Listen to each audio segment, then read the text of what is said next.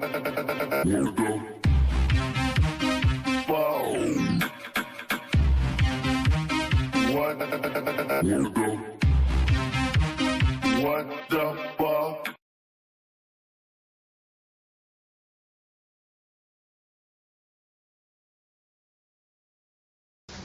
My name is Bushman. I'm a senior scientist from Lockheed Martin.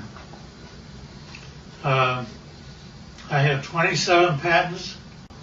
Approximately 13 years ago, I ran across a person who had been given a job by Dr. Teller. Dr. Teller was Oppenheimer's right-hand man, and even after Oppenheimer was thrown out of Area 51, Dr. Teller stayed there and was in charge of several programs. The person that I contact twice to 3 times per month is the head of that program now. And they continually update me on everything they possibly can. I do have a top secret clearance. I choose, however, for their purposes, not to use it because they, the intelligent ones of me and me, actually believe that a great deal of information should be lifted up from those dark recesses of Area 51 and moved over so people can see it. So that's what began about 13 years ago. Since I am a scientist, I do not believe in theory. I basically say, follow the data, theory be damned.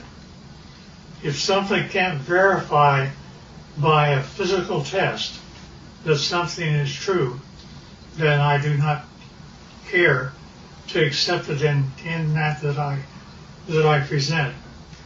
Therefore, everything that we present here will be data that comes directly from them through me to you. The subject of today there are those that are acquainted with the fact that there were Phoenix lights that occurred over Phoenix about 2 years ago. They were photographed, and those really turned out to be just blobs across the Phoenix sky. It turned out to be that a very dear friend of mine took his wife up a mountain on Valentine's Day, and they took a photograph of Tucson. Turned out to be, when they developed the film, there were a total of 5 UFOs across Tucson proper. And this is Tucson as they saw it. Can you get that? So here's the picture of Tucson as he had it. Then, as he developed further, notice that there are 5 very distinct UFOs along the top of the mountain. Mm-hmm. One of them is even canted a bit, about 45 degrees. Now, the person that took the film said that he had a mothership underneath and one up high. This shows the high one. Mm-hmm. I don't know if I know that I can buy the ship. My name is Scott Faree. I live in Vail, Arizona. A friend of mine who manages a nonprofit in Tucson asked me to take some photos for him for his website. And he was looking for a sunrise picture of kind of the skyline of downtown Tucson. So I had gone out actually on Valentine's Day evening. I dragged my wife up to A Mountain so that I could go up there and just block out some shots, kind of plan the photos that I was ultimately going to take for that website. And so we got up on A Mountain just as the sun was setting. I set up my Canon 40D on a tripod, opened the shutter up fully. I really wasn't looking for picture quality. I was, like I said, I was looking to block out where I wanted to set the camera and the angles that I wanted to take. And so I started to click off some photos, and I had these set with a timer release on the shutter so I didn't get any camera vibration because the sun was starting to set. We were running into fairly low light. And I took, I don't know, it was probably 6 or 8 pictures. I figured I'd had enough that I could take a look at tomorrow, take a look at the next day and decide what I liked. So we went out to dinner that night, went home the following day. I uploaded these photos onto my laptop, and I noticed some lights that I really didn't expect to see up above the Santa Catalina Mountains. And upon closer inspection, and as I really ran out the contrast in the photo, I ended up with something that I still can't explain to this day. This is the original photo, and these lights were showing up just over the top of the mountain. I took a second photo probably 5 or 6 seconds later, as long as it would have taken for me to reset the timer. And in fact, this group of lights was in a much more narrow band, and now about, well, I don't know, I can't really say distance-wise, but they'd moved quite a ways from where that original grouping had taken place. So I still have no explanation for the camera, or for the pictures. These images, these lights have not shown up in any other photos that I've taken. I'm at a loss as to what they might be, and certainly curious as to where those lights came from. Now they certainly are very, very similar images. Here's up and flying.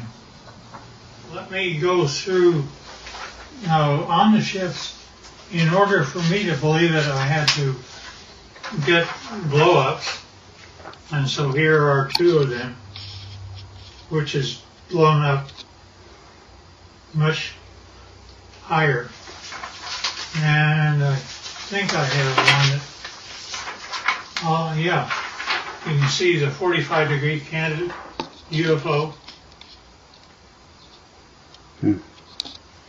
Now see, the only reason that I bought everything that he said is because my people had been feeding me for 13 years pictures, not only pictures of just plain pictures, but I gave them assignments, being a senior scientist, and they got a picture of up close and personal. This is a UFO which is ready to take off, and it is very up close.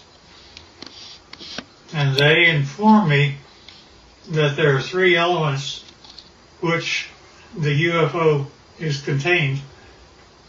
One is telluride, the other is germanium, the other is palladium. I did not say a metal once. And not only that, but the things pick up and fly using anti-gravity. Now, that's one picture. Here's another picture. In this case, the UFO is not turned on, ready to fly. Therefore, it only shows on the upper part of it. And generally, it's white on the underside when power is applied. Here's also another of the same order. Now, these UFOs are 38 feet in diameter, and it was rather surprising to me, since I actually physically gave them my camera. They took this picture as a UFO was departing. Within one flick of my camera, they got 3 UFOs. That's real. And yeah, we don't know why either. Now also, when UFOs come in, They like we have a heads-up display for our pilots. They do too. This is what their pilots see in order to tell them how to come to Area 51 and land. And not only that, they can go to a vertical hole in a mountain over 51 and go down a shaft. They don't have wheels. They don't have anything like that. They take off by going up straight, and then not only that, but they travel extremely rapidly. Their home planet is Quintonia, which is 68 light years from us. They, to my surprise, when I asked them how fast they take to get from that, it should be 68,000 years to make it according to Einstein. But they're able to make it to us in 45 years. So I gave them an assignment to photograph the planets from space as they were coming back. And they did that. And you see Jupiter and Saturn and Mars and Earth as it's seen by UFOs. And here's another. Now, we aren't going through motherships or anything like that. Nevertheless, those are the UFOs.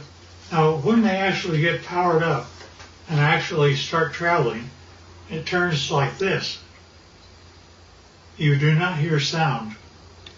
They're up. They travel like that. They look like that, and they travel extremely rapidly. Now, the question is who are they? Here's another one that's, you see the bottom, how it's all white? It's turned on. Here's also the bottom turned on. Strangely enough, I asked them to take pictures of the power unit on the bottom, up close and personal. They gave me this. I don't know what this means. That's when my camera actually looks into the power center of the UFO. Now, I asked them to tell me about who was flying these things.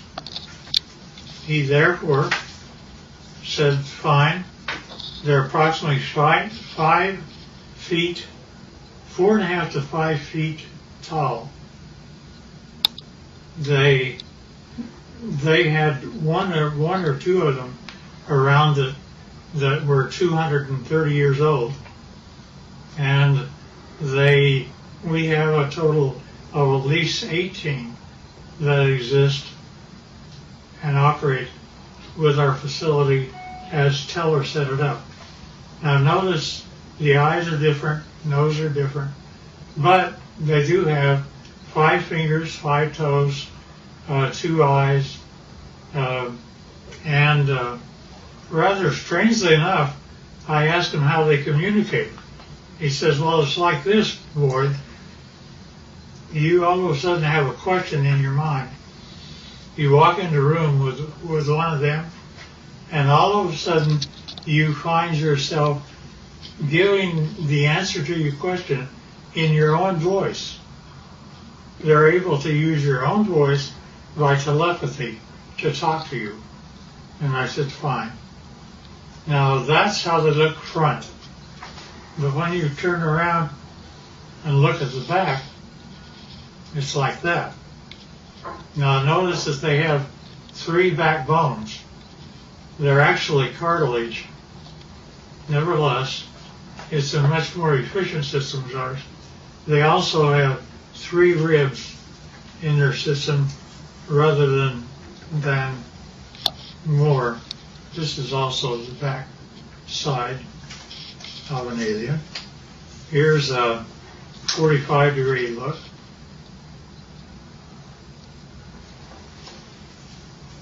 And here's the back of the head.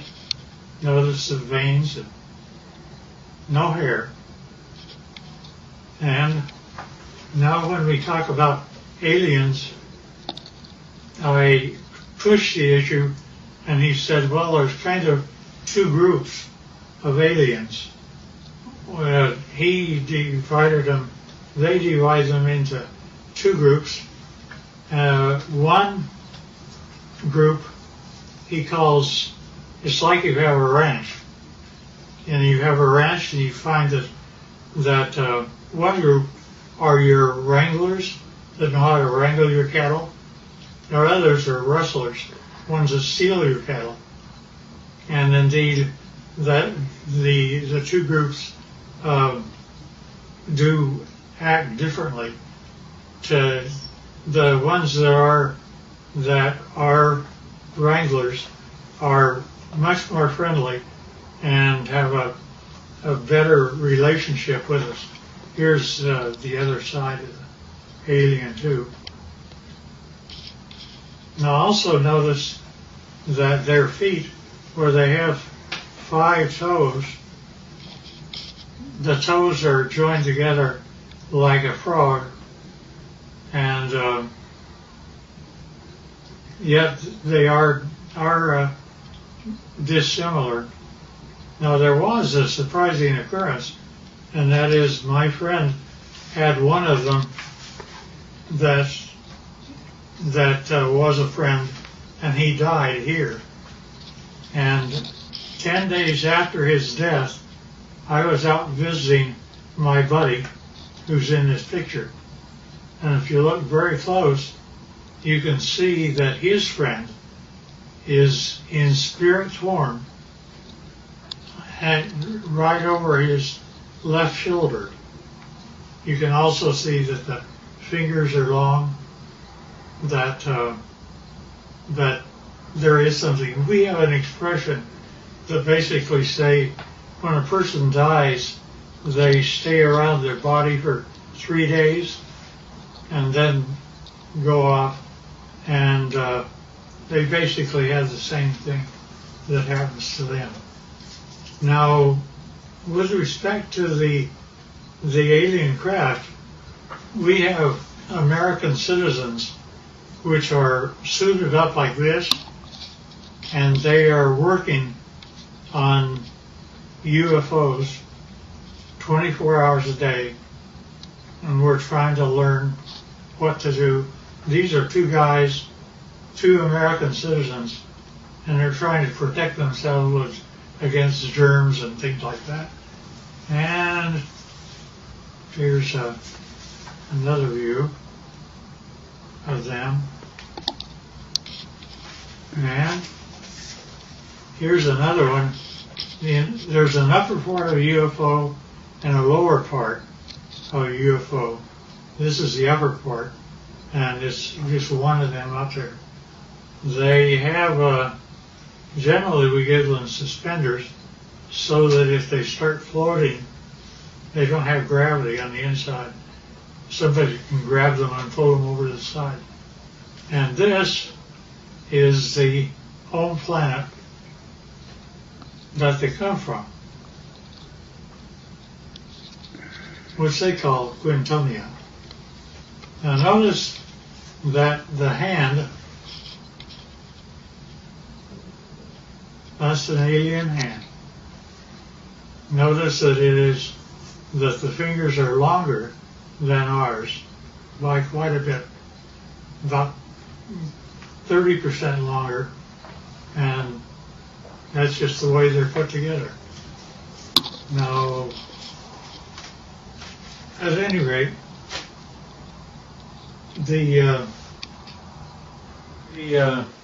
this process that introduced me directly or indirectly to Dr. Teller's work with a group that still is in charge of Area 51 and equivalent, turned out to be a doctor, very, very fine gentleman.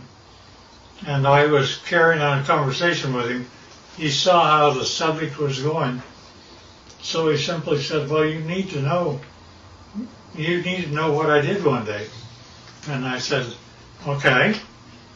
He said, I was in the process of doctoring a pilot who was a test pilot, a Navy test pilot for the United States government. And it was 1947. He said, he began, I don't know if it's a drug I had him on or what was occurring, but he basically told me that the radar group, had found a blip out over New Mexico, and that they would like to assign me to go out and check it out. So he said, fine, I'll do that. And he got the fastest airplane that existed then, which was propeller at the time. And it was fully armed and all the rest of those things. Nevertheless, he was out flying and he found the item, and he immediately communicated back, and he said, I wish authority, first of all, I want you to tell me, are there any other airplanes flying? Are there commercial or anything else around other than he and I? Said, just the two of you. And he said, fine. Second thing I want to know is, do I have authority to shoot it down? They said, why do you want authority to shoot it down? He says, because I am flying the fastest thing that the United States can make, and he's beginning to leave me. Therefore, I know he's either a friend or an enemy, and if he's leaving me, he's an enemy. And therefore, I wish authority to shoot it down. The commander said, fine. He granted him authority. He pulled in. He shot him down. It came down. He flew past and saw that there was a road on the one side of a fence area. He came down and landed his airplane. Hard to do, but he did it. And then he cut across the fence. One of them, the door was open. One of them was out walking around. But he didn't care about that. He cared about what the vehicle was. So he went over, and rather strangely enough, when he ducked down, because they're only 5 feet high, he saw that he could see through the walls. Not only that, but as he stepped in, the floor was spongy. He looked at the three that were there, and they were dead. He knew they were. He'd killed them. But he also knew that the military would come, and he had put up with those guys for a long time. So he went back across the barbed wire fence, got in his airplane, and took off. Therefore, he was never briefed out at all. And he didn't give my friend authority to allow me to know what his name was. I know, but I won't reveal it. Both of them should have been gone for a long time. Nevertheless, so when I got up with my contacts in Area 51, I brought up that story, and they said, well, that's totally true, but we can't say it, you can. And that's how they've kept me all this time, is I can talk about it, but they can't. I do, because of some very good reasons, keep things within control, but I don't want us to fall behind the Russians and Chinese. And the problem I have is that Area 51 is working with both the Russians and Chinese right now. and trying to make UFOs. They have, there's been a total of 39 United States citizens that have lost their lives trying to reverse engineer UFOs. And well, the last one I heard of was a year and a half ago, where we lost 19 lives in one test.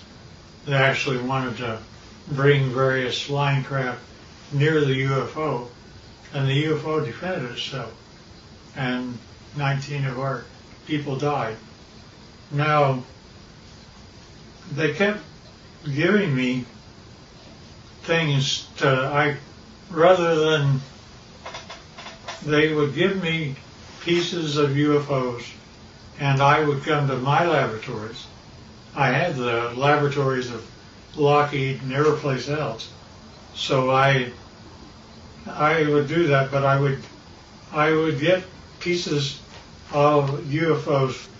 For example, I have 3 little pieces of UFOs down underneath the thing that looks like a quartz crystal. Notice that that is my hand, and it is giving weight. It says that it weighs 100 grams. Now, without those 3 items, when I take the UFO material away, notice that the 3 UFO items are gone. But also notice that the weight of the crystal is now 650 grams. The implication here is that if I were to take the pieces of UFO and put them underneath an average man's scale, he would weigh 45 pounds. Basically, they're working in anti-gravity, and therefore our effort is anti-gravity. Now, not only that, but we take these same pieces of items, and I go to a standard voltmeter, and notice that in my voltmeter I am getting a total voltage of 249 volts out of one piece of UFO. Not only that, but the team took a piece of UFO and connected it up like this and was able to have a complete laboratory operate for 6 months with heavy equipment. And it goes all the way up to 12 amperes. And since you didn't really get this before, here's the foot with the toes joined together. And this is a better view of the same.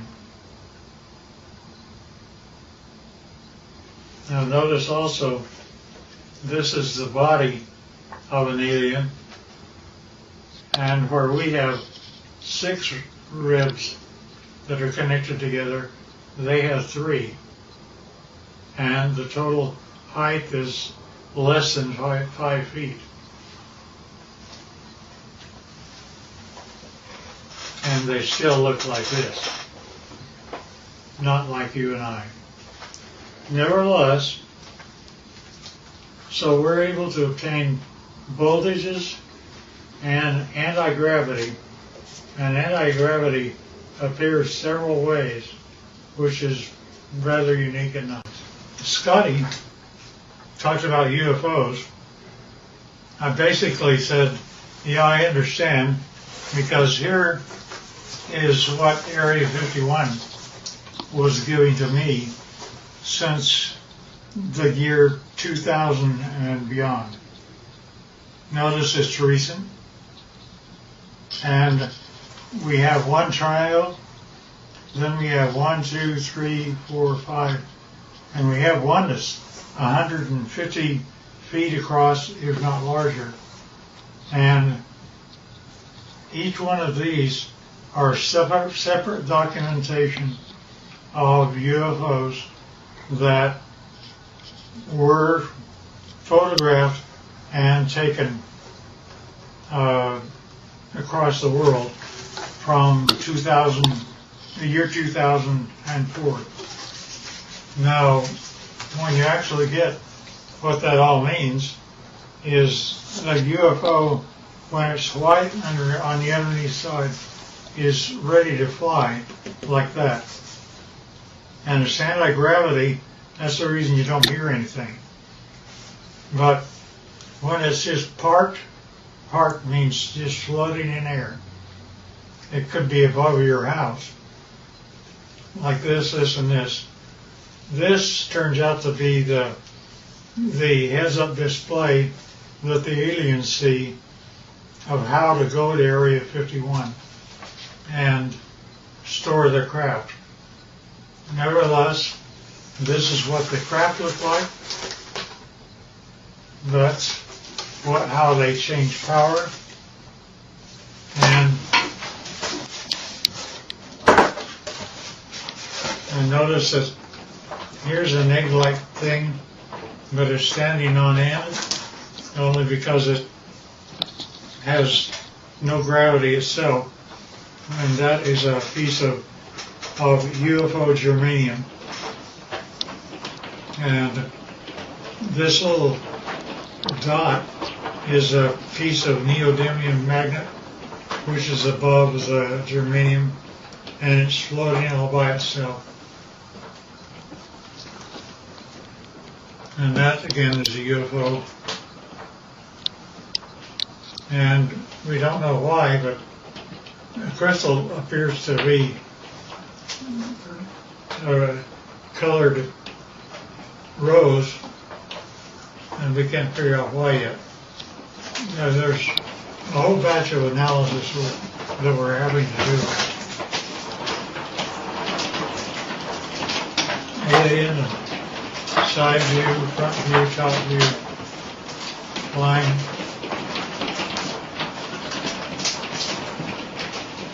And that's the power center of palladium in the middle of the craft.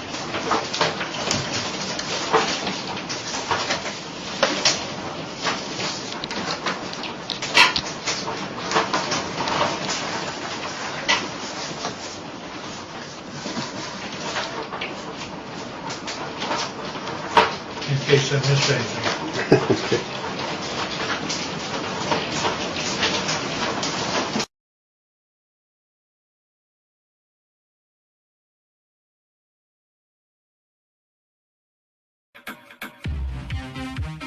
What?